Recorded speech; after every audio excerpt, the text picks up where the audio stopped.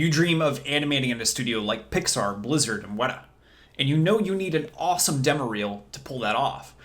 But if you're anything like I was as a student, you're probably lost on exactly how to get there step by step. I mean, how close are you to getting hired? How good is good enough? How fast can you get there? What specific exercises should you do to get through all that and get there quick? Here's what you need to know. Let's jump in.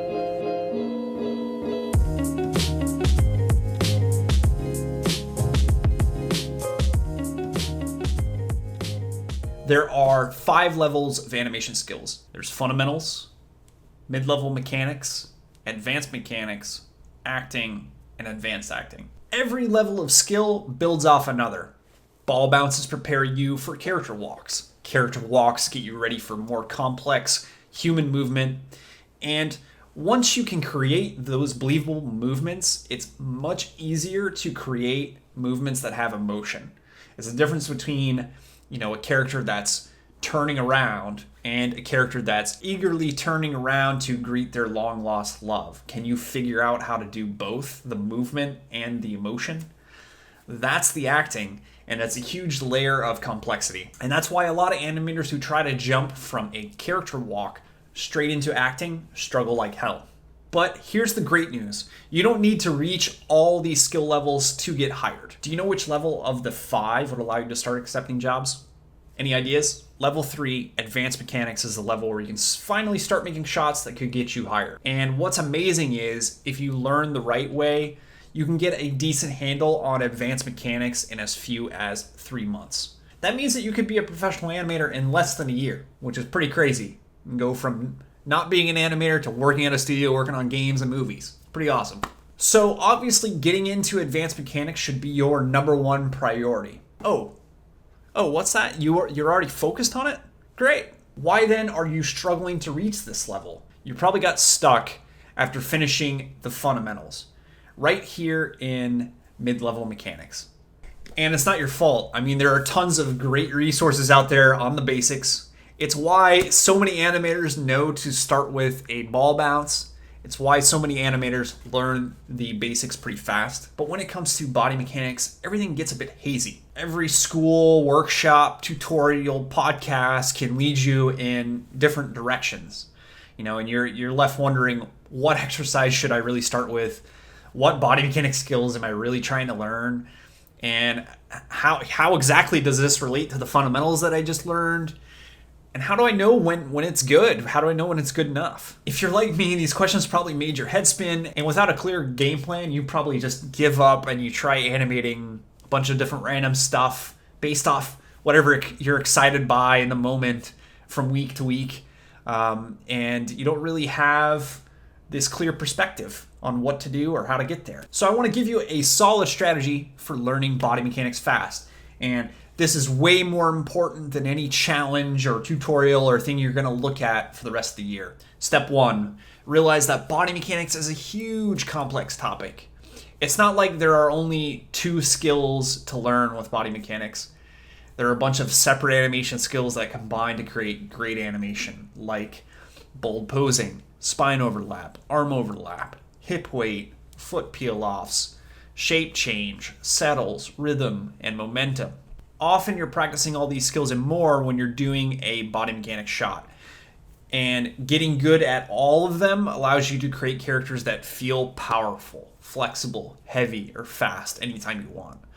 On the job, this is what lets you switch between animating a character like the Hulk, who is powerful and heavy, to animating somebody like Spider-Man, who's quick and nimble, and making both of those characters feel unique like they're supposed to. It will also help you switch styles, like animating something cartoony versus something realistic. Now, how should you go about learning all these skills quickly? It's a lot of skills to get under your belt. Step number 2, break body mechanics down into simple chunks with simple exercises. If you try to go from something like a basic character walk straight into advanced mechanics, that maybe is something like a dynamic Spider-Verse web swing, you'll learn something for sure, but you'll most likely learn very little overall, and you'll confuse the hell out of yourself. Why? Why would that happen? You're taking on 20 new skills at once. Stuff that you haven't really learned from the character walk, and it's kind of coming all at you when you start that shot. And you're expecting it to turn out great. It's like trying to eat a whole pizza in one bite. If you eat it one slice at a time, it's a lot easier to enjoy and digest. I promise you that you'll learn 5 times as much, twice as fast, with simple exercises. Because simple exercises let you focus on improving a few skills at a time instead of 20 all at once. For example, a stand-up from chair animation is great for focusing on spine overlap. Very quickly, you can test out your workflow for creating drag without having a lot of other animation that's like super complex that you have to deal with and all these problems to solve. It's also an ideal exercise for starting to learn mid-level mechanics because it builds directly off of the last thing you learn in the fundamentals, which is walks, right? Where you're using weight and momentum, balance, timing, spacing, all of those things together to create believable movement. So it's building off of that and adding in some spine overlap. So now you might be wondering, what are the simple exercises that you should do to learn all of these levels of body mechanics fast? Number one, I would go with the stand-up from chair, like we just talked about, because it lets you focus on spine overlap. The core of the body is really important to learn fast, or learn early. Number two, I would go with the jump forward. This lets you focus on foot peel-offs and shape change, as well as building off of everything you learned in the stand-up from chair. Number three, I would go with a simple dance, because it lets you focus on adding rhythm to your movements, and you could even put in things like the arms at this point for arm overlap.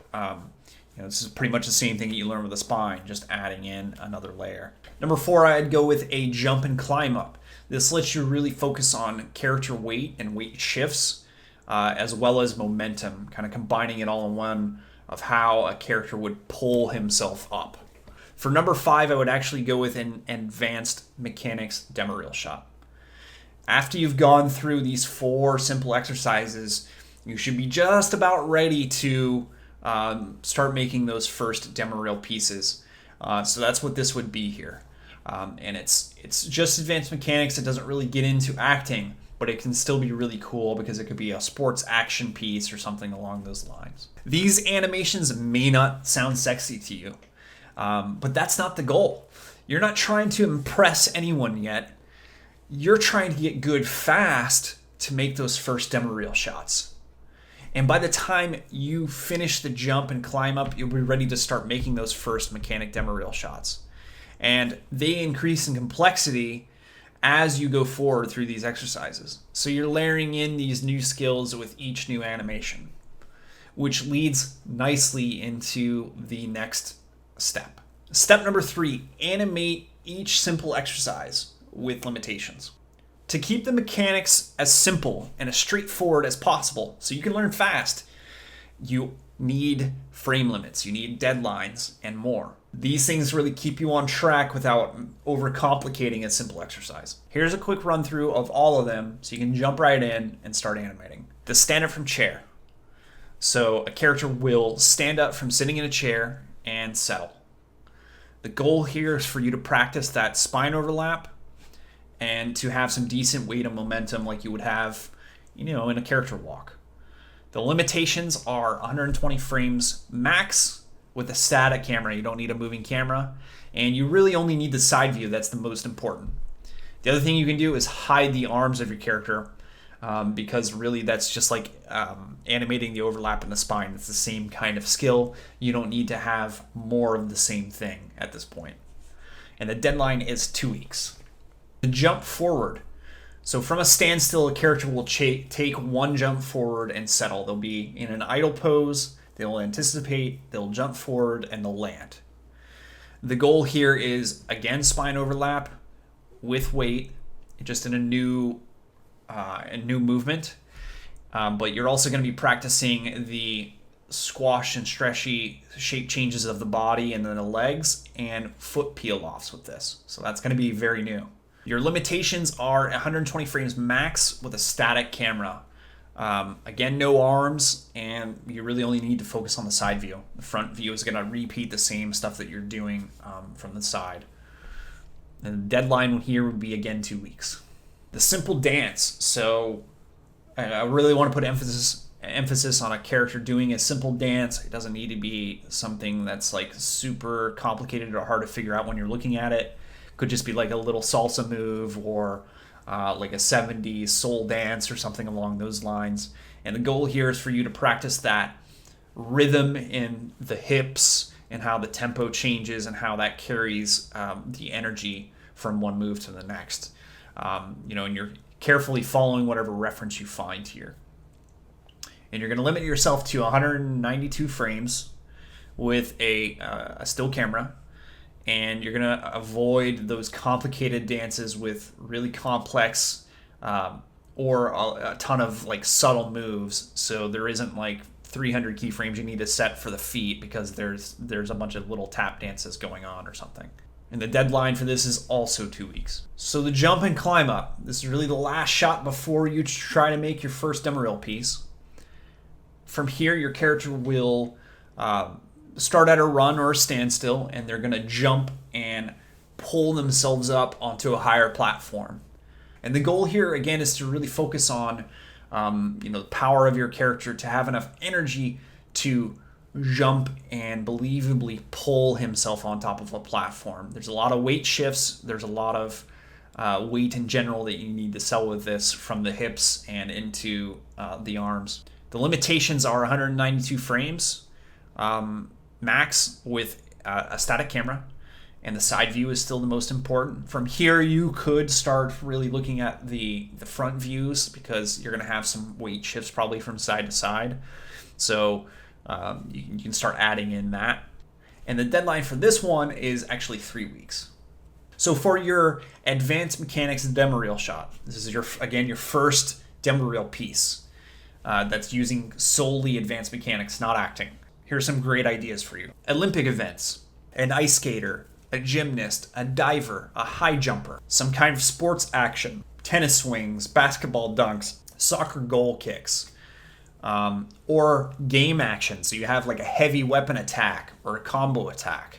All of these things can be really, really impressive if you have highly polished weight and everything is very fluid and powerful.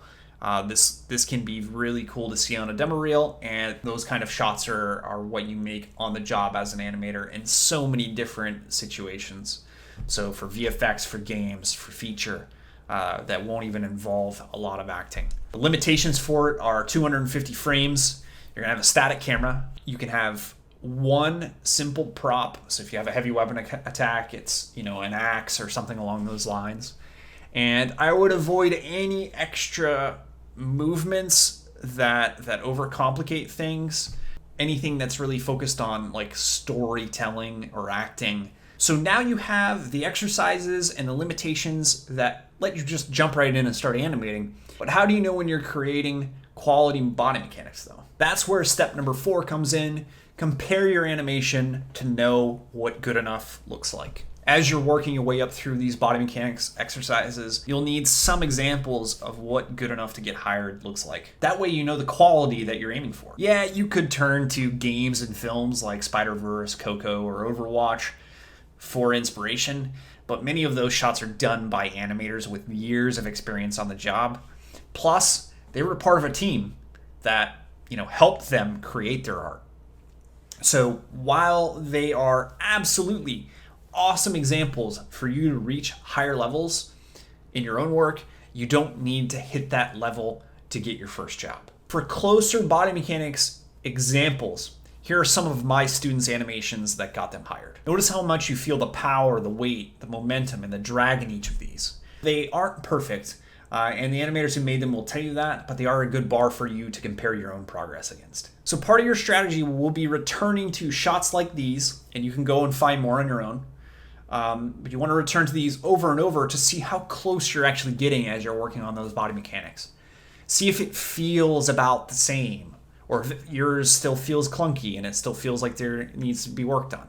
That way you know if you need to practice a little bit more, or you can start raising the difficulty of your animations instead of just being lost in the dark and trying random exercises. Now leveling up past the fundamentals should be a lot less hazy. You have both a big picture perspective on how far you need to go as an animator before you can make it, and you have a solid strategy for creating those animations that will get you hired. This alone will save you years of trial and error, where you're just, randomly doing a bunch of exercises and you're hoping to get there, which is way more than most animators have. But it won't do anything for you if you don't act on it. Let me say this again. If you watch this right now and you don't go and animate with this in mind after the fact, it won't make any difference for you. Great animators are the ones who always act on what they learn. So if you're actually committed to becoming a better animator, I have a challenge for you right now. Start animating the stand-up from chair exercise. At least animate some solid blocking. You don't need to finish it completely. I just want you to start animating some solid blocking. This will start the ball rolling on you becoming a better animator, and that's really what we're after here. That's why I made this whole video, so that you take action in the right direction and you become better and really start animating. Then I'll help you dive deeper into how to make that animation stronger next week. That's it. So are you in for the challenge? If you are, leave a comment below. Say I'm in for the challenge, then I know you're in, and I'll be looking forward to helping you later with pushing that stand up even farther and helping you really learn. And last question, did you enjoy this big picture perspective? Did you find it helpful to have this solid strategy for moving forward? If you did, then I recommend subscribing and ringing the bell so that you can hear anytime I bring out more videos like this in the future. Okay, I'll talk to you soon, and until then, happy animating. Take care.